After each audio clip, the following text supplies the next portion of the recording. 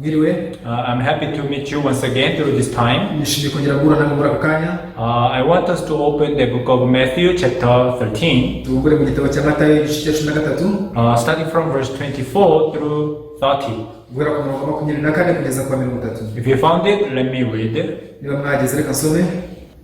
Another parable he put forth to them, saying, The kingdom of heaven is like a man who sowed good seed in his field. nuko bacira undi mugani aravuga ati ubwami bwo mu ijuru bugereranywa n'umuntu wabibye imbuto nziza mu murima we. But while man slept, his enemy came and sowed tares among the wheat and went his way. nuko basinzira umwanzi araza abiba urukungu mu masaka aragenda.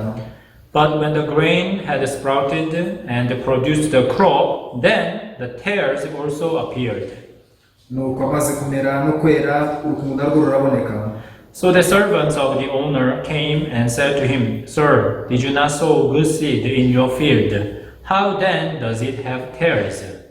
abagaragu baraza babaza umutware bati mutware wabibye imbuto nziza mu murima wawe. He said to them, ururimo rwavuye he? He said to them, An enemy has done this. The servant said to him, Do you want us to then to go and gather them up? ati umwanzi niwe wagize atyo. abagaragu baramubaza bati none urashaka ko tugenda tukarurandura? But he said, No, lest while you gather up the tares, you also uproot the wheat with them. nawe ati oya, hari n'umurandura urukungu murarandura n'amasaka. Let both grow together until the harvest, and at the time of harvest, I will say to the reapers, First gather together the tares and bind them in bundles to burn them, but gather the wheat into my barn. mureke bikurane byombi, bigeze igihe cyo gusarurwa. mu isarura nzabwira abasaruzi nti mubanze muteranye urukungu mu ruhambire imitwaro rutwikwe, maze amasaka muyahunike mu kigega cyanjye. Last session I was preaching about the 4 different ground. Some the seed fell on by the wayside. The second one, the stony places. And the third one is the ground with thorns. And the last one is the good ground. We learned that this good ground is the heart of Jesus Christ. Because the human heart is evil continually. We can never receive the word of God in our heart. That's why in order for us to import the word of God, we need to first of all receive the new heart, that is the heart of Jesus Christ. When heart of Jesus is connected with the word of God, that is when this word of God can come and settle down. That's why we can say that to receive the salvation is not the changing our behaviors or the stopping the sins. You see that receiving the heart of God, receiving the word of God, because the word of God is with the word of heart of God all the time. God is different from human being. We can lie, but God cannot lie. We can hide our heart, but God cannot hide His heart. That's why we can find His heart in His word. That's why whether it is understandable or not, if you receive the word of God in your heart, it means that you receive the heart of God. That is when we are able to even the yield, bring forth the crop, 30 and 60 times, even the 100 times. Today, I want to talk about the second parable, the wheat and the tares. Now here we see that the master, the owner, sowed the good seed in the good ground. Really, he sowed the good seed. ni koko yaribye imbuto nziza. What does this good seed represent? Ese iyo mbuto nziza ishushanya iki? Of course, this good seed represents the word of God.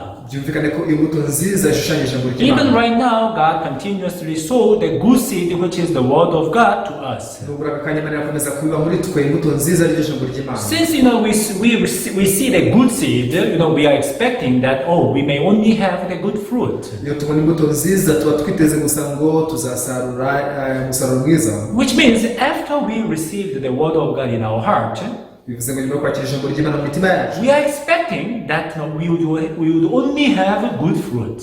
tuba twiteze ko tuzameza imbuto nziza zonyine. Now the good seed is planted in my heart. ingemwe nziza yibwe mu mutima wawe. Now I received the salvation.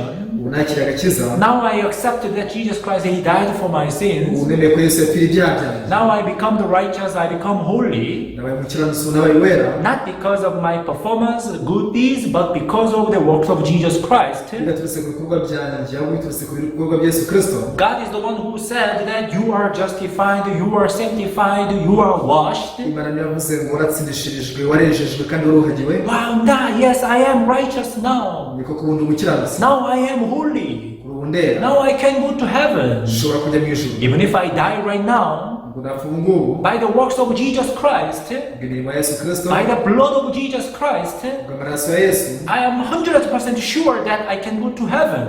You see that after we listen to the gospel, we are able to have this kind of beautiful testimonies. But the problem is, after we received this gospel in our heart, we see unexpected problems, what is called the tears in our lives. Jesus continuously sowed the seed, which is the word of God, when He was on the earth. After Jesus ascended up, God sent the Holy Spirit. God established the church, which is the body of Jesus. And then the true servant of God, they continuously preach the gospel of Christ. After Jesus ascended up, God appointed 2 apostles. Apostle Peter and Apostle Paul. The Peter was the light for the Jews, and the Apostle Paul, he was the light for the Gentiles. So God continuously preached the gospel through them. This gospel was preserved and has been preserved so that we can now have also the gospel in our hand, and we can have the Bible also in our hand. Which means God has been continuously sowing the seed of the word of God in our heart. After we received this gospel of Christ, which is the good seed, now people easily fall into the deceit of Satan. Now I receive the salvation. Now I become holy. I become righteous. So I would no longer commit a sin. I would live with this holiness continually. So people have this kind of expectation. Now you see that when I receive the salvation, I become righteous. From now on, I would not live the life of sinning continually. Because most of the people, they were not sure about the salvation. Before listening to the gospel of Christ, they were not sure about even the eternal life. So after they got this assurance and the clearance of the eternal life and the salvation, and they were supposed to learn the faith of life. Actually, now you see, the Bible clearly said, the just shall live by faith. Even if you want to live the faith life, if you did not become the just, which means the righteous, you will not be able to live by faith according to the Bible.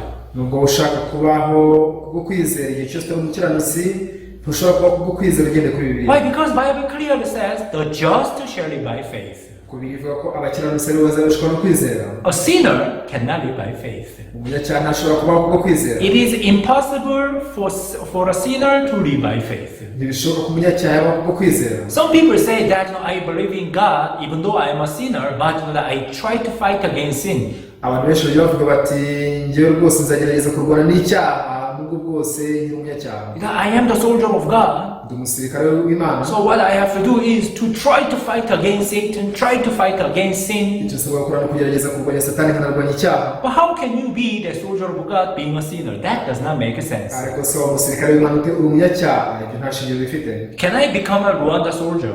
Ese ubu naba umusirikare w'u Rwanda? I cannot become a Rwanda soldier because I have no Rwandan, I do not have the Rwandan nationality. Sinshobora kuba umusirikare w'u Rwanda ko ntagira ubwenegihugu bw'u Rwanda. So you maybe you have the Rwanda nationality and you can be the Rwanda soldier. Wowe ufite ubwenegihugu bw'u Rwanda niwe wemerewe kujya mu gisirikare cy'u Rwanda. But for me, I cannot be the Rwanda soldier because I have the nationality of South Korea. Ariko nkanjye sinaba umusirikare w'u Rwanda kubera ko afite ubwenegihugu bwa Korea. Who can be the soldier of God? Ninde ushobora kuba umusirikare w'Imana? One who has the citizenship and the citizenship of heaven. Ni umuntu ufite ubwenegihugu bw'ijuru. Can sinner have the citizenship of heaven? Ese bishobora kumenya cyane ubwenegihugu bw'ijuru? No, it's not possible. It's not possible. Ibyo ntibishoboka. That's why if you want to be a soldier of God, first of all, you need to learn how to become perfect righteous and perfect holy according to the Bible. Niyo mpamvu ushaka umusirikare w'Imana ukwiye kwiga uko waba umukiranutsi utunganye ndetse n'uwera utunganye ugende kuri Bibiliya. Now, by the grace of God, if you happen to realize the gospel of Christ, uramutse ubutumwa bwiza bwa Kristo ku bw'ubuntu bw'Imana, not by your works, but by the works of Jesus Christ, you will be able to become perfect righteous and perfect holy in the eyes of God. bitavuye ku mirimo yawe, bivuye ku mirimo ya Yesu Kristo, uzabasha kuba umukiranutsi wera utunganye imbere y'Imana. And you start the faith life. Icyo gihe uzatangira kubaho ubuzima bwo kwizera. Because the Bible says, the just shall live by faith. Kubera ko Bibiliya ivuga ngo ukiranuka azabeshwaho no kwizera. Now here in this point, Satan tried to deceive the people. Hano rero Satani agerageza gushuka abantu. Now you receive the salvation. Ati wakira agakiza. Okay, you become righteous. Wowe umukiranutsi. So what you have to do is to live the sinless life. Icyo usabwa gukora ni ukubaho udacumura mu buzima. Now we are expecting that we will not sin anymore. Tuba twiteze ko tutazongera gucumura ukundi. We expect that nothing dirty and evil heart may arise from our heart. Tuba twiteze ko nta mugambi mubi uzigera uva mu mitima yacu. The problem is what?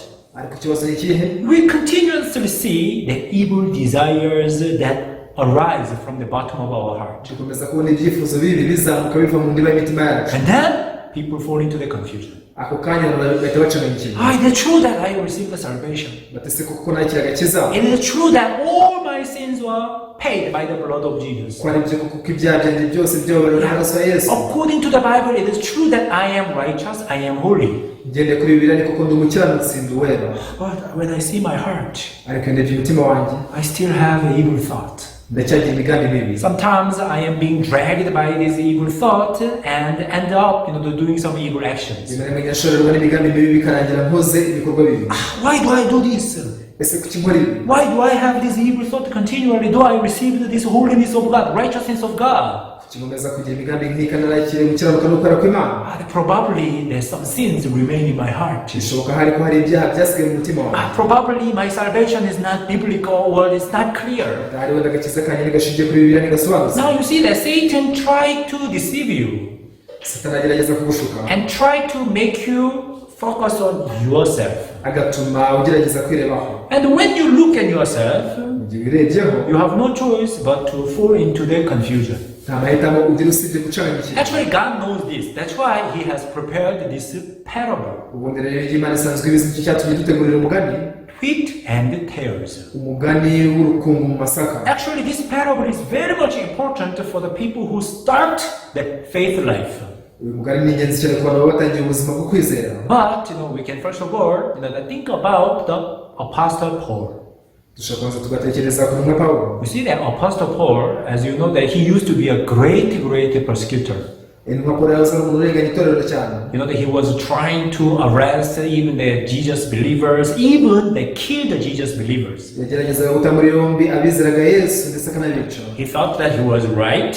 yibwiraga ko ari mukuri. That's why even if he persecuted the Christians, he had no guilty at all. Niyo mpamvu nubwo tutezaga abakristo yumvaga nta kwishinja afite muri we na buke. Why? Because he thought that he was right. Kuko yibwiraga ko ari mukuri. But one day he met Jesus, Ariko umunsi umwe yahuye na Yesu. the light of Jesus Christ. Yahuye n'umucyo wa Yesu Kristo. And he could realize that the way he was thinking, it was wrong. Aza kumenya ko uburyo yajyaga atekerezamo bupfuye. And he discovered that, Jesus is really Messiah and Christ. Yaje gutabara ati koko Yesu ni Mesiya niwe Kristo. From that moment, he began to preach the gospel powerfully. Kuva icyo gihe yatangiye kubwiriza ubutumwa bwiza cyane n'imbaraga. Even though he was persecuted a lot, Nubwo yahuye n'akarengane cyane. even sometimes he was even about to be killed. Ikindi gihe yabaga agiye no kwicwa. He was imprisoned, even he was beaten up so much. Yashyizwe mu nzu z'imbohe ndetse arakubitwa cyane. But he continuously preached the gospel, and so many people, they could receive salvation through him. Yakomeje kubwiriza ubutumwa bwiza abantu benshi bakirira agakiza muri we. As you know, the book of Romans,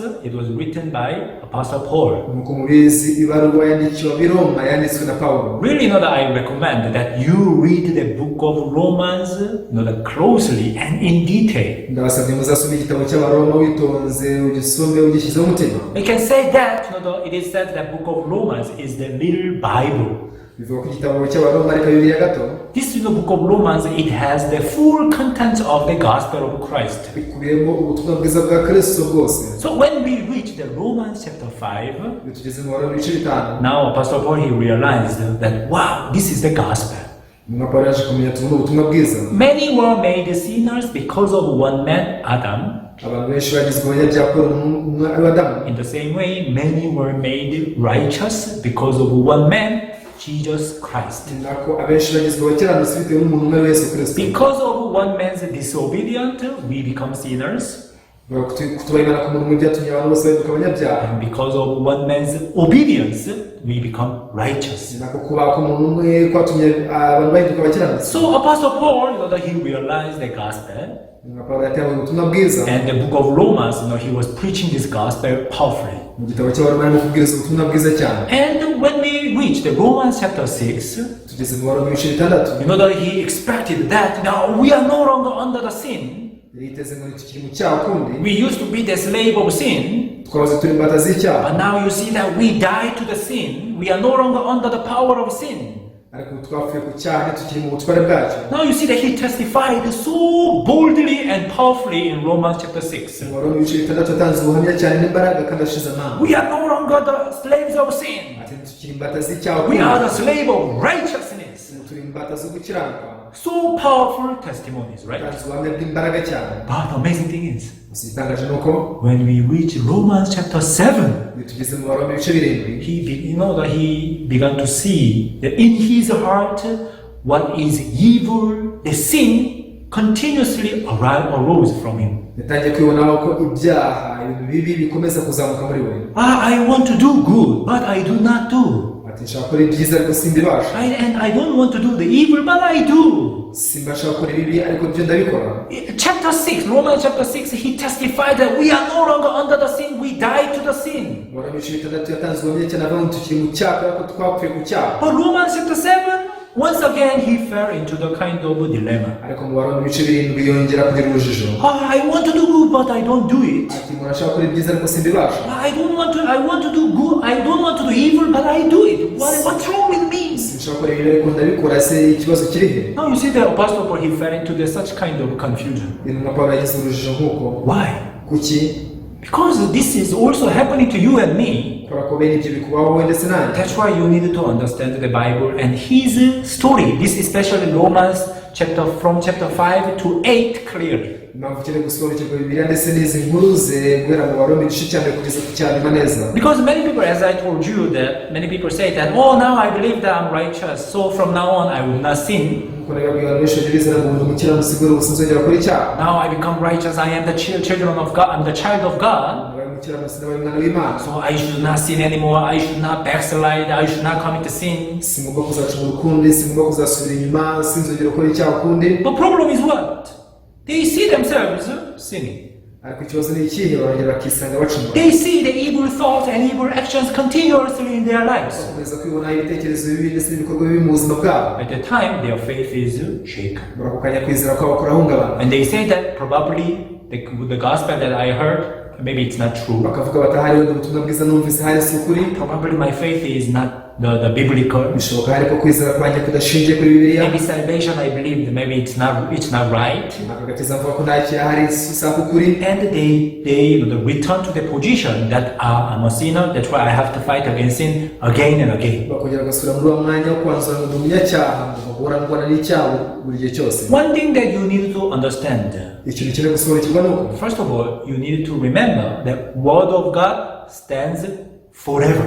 ukeneye kuzirikana ko ijambo ry'Imana rihora rimeze kimwe iteka. Remember that God is the one who said to you that you are evil continually and you cannot do good by yourself. uzirikana ko Imana yakubwiye kuri mubi gusa kugeza iteka ryose kandi ko nta byiza gukorera ku bwawe. This word of God never change. ijambo ry'Imana ntirijya rihinduka. As long as you are on this earth, igihe cyose kiri kuri iyi si, as long as you have this flesh, igihe cyose cyambaye umubiri, you have fleshly eyes, you have fleshly heart, ufite amaso y'umubiri ndetse n'umutima w'umubiri, you have no choice but to be always bound by these evil thoughts and evil actions. n'amahitamo ugira usibye guhora ubashywe n'ibyo bitekerezo bibi ndetse n'imigambi mibi. So you used to fight against that evil thoughts and evil actions with your own determination. kirajya kurwanya imigambi mibi ndetse n'ibikorwa bibi ukoresheje kwiyemeza kwawe. But after you received the gospel of Christ, ariko umaze kwakira ubutumwa bwiza bwa Kristo, now this heart of Jesus entered you. umutima wa Yesu Kristo winjiye muri wowe. Now it's not you, who fight against that, the evil thought and evil actions. kuri ubu si wowe urwanya ibikorwa bibi ndetse n'imigambi mibi. But Jesus in you, fight for you and protect you from that evil, the thought. Yesu niwe uri kurwanirira akakurinda ibyo bitekerezo bibi. That's why in the Romans chapter 7, Apostle Paul, he testified like this at the conclusion. Ni mpamvu mu Baroma ibice 7 intumwa Pawulo yatanze umwanzuro agira ati, "Oh wretched man that I am, who will deliver me from this body of death?" yemwe mbonye ishyano ninde uzankiza umubiri untera urupfu. He realized, "Oh wretched man that I am, yaje kumenya ati yemwe mbonye ishyano, oh I'm an evil person, ni umuntu mubi, oh I'm an evil person."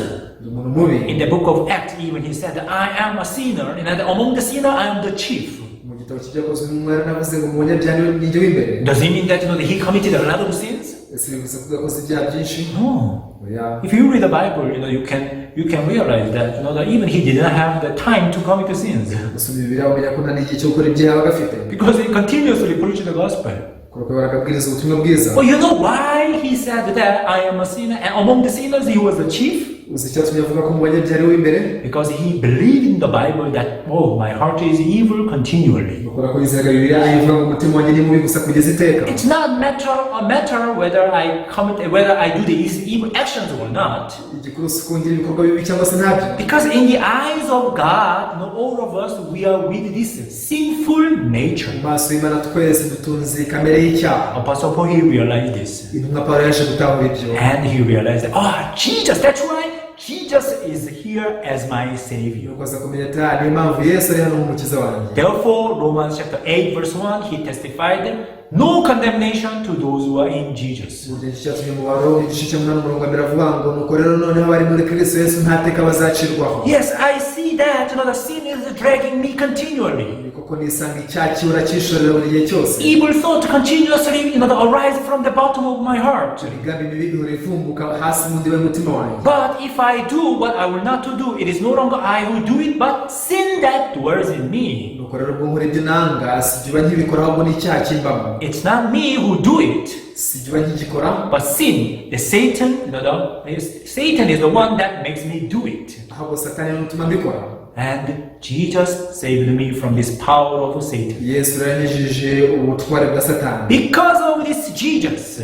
kubera Yesu. Because Jesus already beat Satan. kubera ko Yesu yanyujije Satani. Now I am free. ngo narabohotse. I have no condemnation because I am in Jesus. sinshirwaho iteka bitewe n'uko ndi muri Yesu. Hallelujah. This is the works of God. Haleluya, iyo ni imirimo y'Imana. This is the gospel of Christ that Apostle Paul realized. ubutumwa bwiza bwa Kristo intumwa Pawulo yamenye. Now, today I read the book of Matthew chapter 13. gusa nasomye igitabo cya Matayo 13. Let us read the verse by verse so that we can clearly understand the meaning of this parable. kadusome ku murongo kundi kugira ngo dusobanukirwe neza ubusobanuro bw'uyu mugani. Matthew chapter 13 verse 25. Matayo 13 umurongo 25. But while man slept, his enemy came and sowed tares among the wheat and went his way. nuko abasinziriye umwanzi araza abiba urukungu mu masaka aragenda. Now, you see that they sowed the good seed in the ground. babibye imbuto nziza mu murima. So they were expecting that only good, the crops, the wheat may appear. bari biteze ngo imbuto nziza gusa amasaka niyo azamera. But one day they saw tares. ariko umunsi umwe bagiye kubona urukungu. And who sowed these tares? none ninde wateye urwo rukungu? If you see the tares in your life, witegereje urukungu mu buzima bwawe, like fleshly desires and evil thought, ibyifuzo bya kamere cyangwa se imigambi mibi, how would you think? watekereza ute? Most of you may think that, oh, how come I have this kind of evil thought, or I have this kind of fleshly desires, right? abenshi mwakwibaza mutese nuko ari ifite ibyifuzo by'umubiri ndetse n'irari rya kamere. That's why you automatically think that, oh, I should not have this kind of heart. niyo mpamvu tutekereza byikoze ngo sinkwiye kugira imigambi nk'iyi. As a Christian, I am not supposed to have this kind of evil desires. umukristo sinkwiye kugira ibyifuzo bibi nk'ibi. Why? Because you do not know that this existence of enemy. impamvu ni utazi ukubaho k'umwanzi. Since you do not know the enemy, bitewe n'uko utazi ko ari umwanzi, when you see the evil thoughts, when you see the fleshly desires, automatically you judge yourself and you condemn iyo yourself. ubonye imigambi mibi cyangwa se ibitekerezo bibi ako kanya uhita wiciraho iteka ukicira imanza. Here, when we read the verse 25, we can clearly see that there is an enemy. hano iyo usomye umurongo wa 25 ubona ko hari umwanzi. The enemy came and sowed the tares. umwanzi yaraje nuko abibamo urukungu. That's why verse 26 and 27. niyo mpamvu umurongo wa 26 ndetse n'uwa 27. But when the grain had sprouted and produced the crop, then the tares also appeared. So the servants of the owner came and said to him, Sir, did you not sow good seed in your field? How then does it have tares? nuko amaze kumera no kwera urukungu narwo ruraboneka. abagaragu baraza babaza umutware bati, umutware wabibye imbuto nziza mu murima wawe, none urukungu rurimo rwavuye he? You sow the good seed. How come now you see that no tares? wabibye imbuto nziza ariko se urukungu rwavuye he? You see now these servants, they had a doubt, right? abagaragu urumva ko bari bafite urujijo. In the same way, didn't you receive salvation? Didn't you become holy and righteous? cyo kimwe nk'uko bavuga ngo ese ntiwakira agakiza ubu wabaye uwera n'umukiranutsi. How come you still have the evil thoughts? How come you still have the evil actions? kubera icyo kigira imigambi mibi ndetse n'ibikorwa bibi. Probably the seed that you received is not the good seed, is not the biblical seed. ariwe ni imbuto wakira, si imbuto nziza, si imbuto muri bibiliya. If you do not know the existence of the enemy, Satan, mu gihe utazi kubaho k'umwanzi ari we Satani, if you do not know how Satan deceives you, you have no choice but to fall into this question mark. mu gihe utazi uburyo Satani agushuka nta mahitamo ugira usibye kwibaza utu tubazo. And definitely you would doubt about your salvation. kandi byanze bikunze bakagira gushidikanya You iby'agakiza would kawe, doubt about the faith. wakagira gushidikanya iby'ukwizera kwawe. But remember that this owner, he knows that who enemy is and how this enemy works. ariko uzirikane ko uyu mutware we yazi neza umwanzi wawe ndetse n'uburyo akoramo. That's why verse 28 and 29, niyo mpamvu umurongo wa 28 ndetse n'umurongo wa 29, he said to them, an enemy has done this. The servants said to him, do you want us then to go and gather them up? But he said, no, lest while you gather up the tares, you also uproot the wheat with them. ati umwanzi niwe wagize atyo. abagaragu baramubaza bati, noneho urashaka ko tugenda tukarurandura? nawe ati oya, ahari nimurandura urukungu murarurandura n'amasaka. Now we can clearly see the perspective of the servant and the owner are different. ko dushobora kubona ko imirebere y'abagaragu ndetse n'imibereho y'umutware yari itandukanye. Now servants, when they saw the tares, what did they say? mu gihe abagaragu babonaga urukungu bavuze ngo iki? Oh master, I think we need to go and gather them up. bati databuja ngira ngo tukwiye kugenda tukarurandura. We have to remove the tares. ese turandure rwa rukungu? If you see the evil thought in your heart, how do you think? iyo ubonye imigambi mibi mu mutima utekereza ngo iki? Oh, how come I have this evil thought? I have to remove it. ese kuki mfite imigambi mibi nk'iyi reka nyikuremo? Oh, how come I have the lust? Oh, let me remove it. ese kuki mfite ibyifuzo reka mbyikuremo? You see that if you want to remove this evil thought, you have no choice but to continuously focus on that evil thought, right? niba ushaka kwikuramo imigambi mibi nta mahitamo ugira usibye guhora uhanze amaso imigambi mibi. You continuously focus on the evil desires. ukomeza kwibanda ku byifuzo bibi. Oh, how come I have the lust? ese kuki mfite irari? How come I have the covetousness? kuki mfite kwifuza Oh, how come I have the hatred? ese kuki mfite urwango Why shouldn't I have these things? sinagombye kugira ibintu You nk'ibi continuously focus on that evil thoughts. ukomeza guhanga amaso imigambi mibi So while you are removing the tares, mugiye kurandura rwa rukungu definitely you will also uproot the good seed, the wheat. byanze bikunze unarurandurana imbuto nziza y'amasaka Now the master says, shebuja aravuze ati let them grow both. No? Let both grow. nimureke ibyo bibikurane No problem. ntacyo bitwaye Why? kuki Because God, now the master, the God focuses on that good seed, the wheat only. burya imana yo ireba imbuto nziza yonyine gusa ariyo masaka And yonyine there is a one secret here. harimo ibanga rimwe Now you see the master, his eyes and the eyes of the servant are different. amaso y'umutware ndetse n'amaso y'abagaragu byari bitandukanye Because the master, he sees from the beginning up to the end. kubera ko umutware we areba guhera mu itangiriro kugeza mu iherezo Now you may see the wheat and tares at the same time. we ushobora kubona amasaka ndetse n'urukungu byombi icyarimwe But you know what? These tares, in the end, it will be gathered and it will be burnt. ariko mwari muzi n'ikindi amaherezo rwa rukungu rwose ruzakusanywa hanyuma rutwikwe These the tares will disappear. uru rukungu ruzazimira That's why even though you may see the tares right now, impamvu nubwo murimo kubona urukungu muri aka kanya but in the end, these tares will be all gathered up and will be burnt. ariko ku iherezo uru rukungu rwose ruzakusanywa hanyuma rutwikwe So according to the eyes of master, even though tares are there, but tares are not there. hagendewe ku maso y'umutware nubwo urukungu ruhari ariko mu by'ukuri nta ruhari Do you know what this means? ese muzi icyo bishatse kuvuga Tares are there, but tares are not there. kuvuga ko urukungu ruhari ariko kandi ko urukungu rudahari No one could say in this way unless you see from the beginning up to the end at the same time. nta n'umwe uhangara kuvuga atya keretse gusa urebye guhera mu itangiriro kugeza mu iherezo byose icyarimwe Because the master knows what is going to happen to the tares. bitewe n'uko umutware arazi neza ikizaba kuri uru rukungu These are something disappearing. yarazi neza ko icyo ari ikintu kizimira vuba That's why he ignores these tares. ni impamvu yasuzuguye rwa rukungu According to the Bible, it is called deny yourself. ugende kuri bibiliya ibi byitwa kwiyanga It is called the true repentance. byitwa kwihana k'ukuri Let us open to the one verse in the book of Matthew, chapter 16, muri cyanditswe kimwe mu gitabo cya matayo 16 verse 24. mirongo 24. Then Jesus said to his disciples, If anyone desires to come after me, let him deny himself and take up his cross and follow me. maze yesu abwira abigishwa bati umuntu ashaka kumurikira yiyange yikorera umusaraba wamurikire If you want to come after Jesus, niba ushaka gukurikira yesu what are you supposed to do? ni iki ukwiye gukora Let him deny himself. yagize ati niyiyange Yeah, this is called true repentance. iki nicyo cyitwa kwihana k'ukuri Deny yourself. kwiyanga Ignore the voice that is heard from the bottom of your heart. kwirengagiza amajwi yumvikana hasi mu ndiba y'umutima wawe Ignore what you see and ignore what you fear.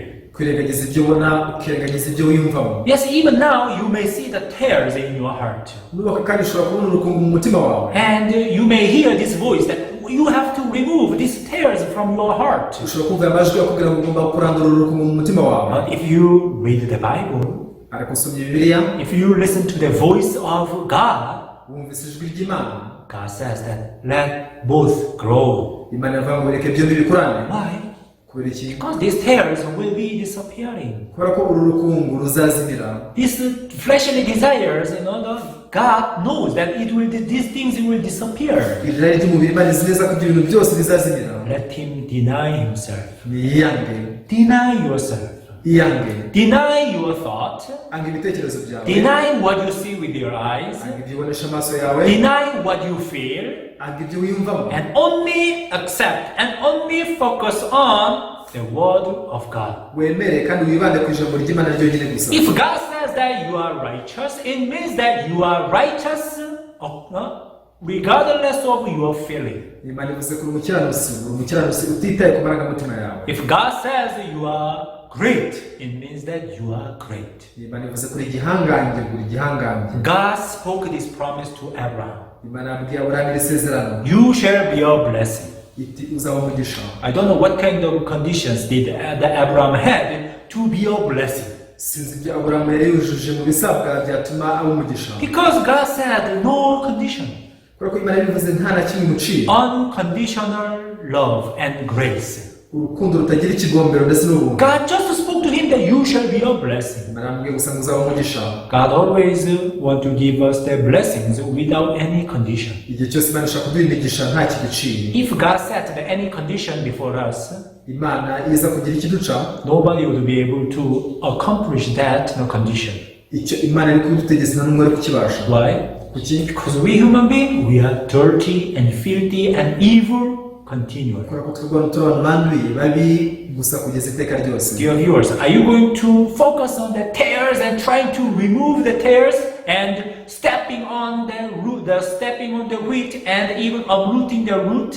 Nshuti mukurikiye, ese uzakomeza kwita ku rukungu, urutumbire, ururandure ndetse unarurandure n'amasaka? As Bible says, Bibiliya iravuga ngo you see the tares definitely.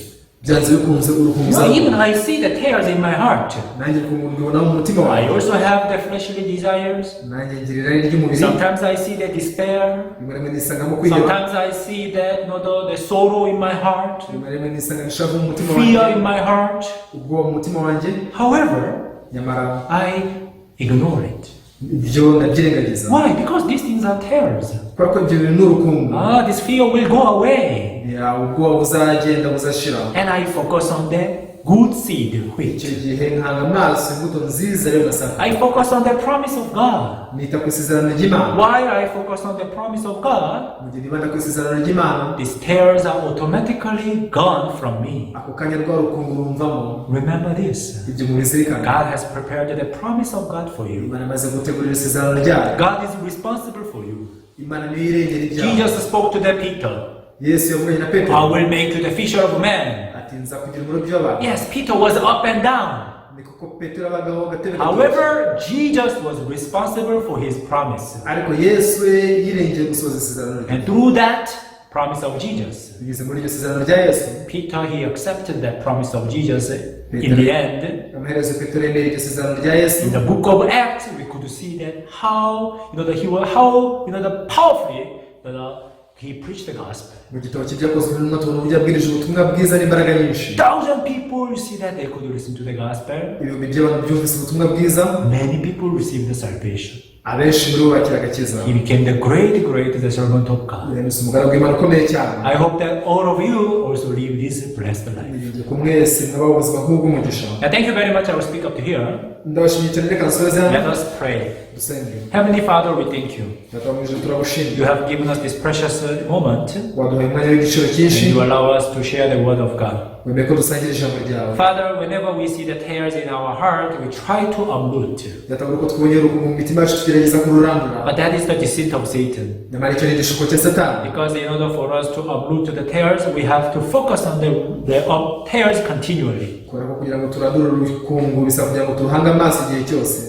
The more we focus on the tares, the more we become disappointed. Uko turushaho kwibanda ku rukungu nako turushaho gutenguhwa. God, who knows this, He will ask us to focus on the good seed, the wheat, Imana wowe ubizi, udusabye guhanga amaso ku mbuto nziza y'amasaka. the word of God and promise of God. Ari ryo jambo ry'Imana n'isezerano ryayo. Father, when we focus on the promise of God, Data mu gihe twibanze ku isezerano ry'Imana, even tares will not be able to influence us. icyo gihe urukungu narwo nta ngaruka ruzatugeraho. We are great because of you, Lord. Turi abantu bahambaye kubera wowe Mwami. We are the light of the world because of you, Lord. Turi umucyo w'isi kubera wowe Mwami. May you bless each and every follower, Umugisha abantu bose bakurikiye, so that they can also receive the word of God in their heart. kugira ngo babakire ijambo ry'Imana mu mitima yabo. Father, we thank you.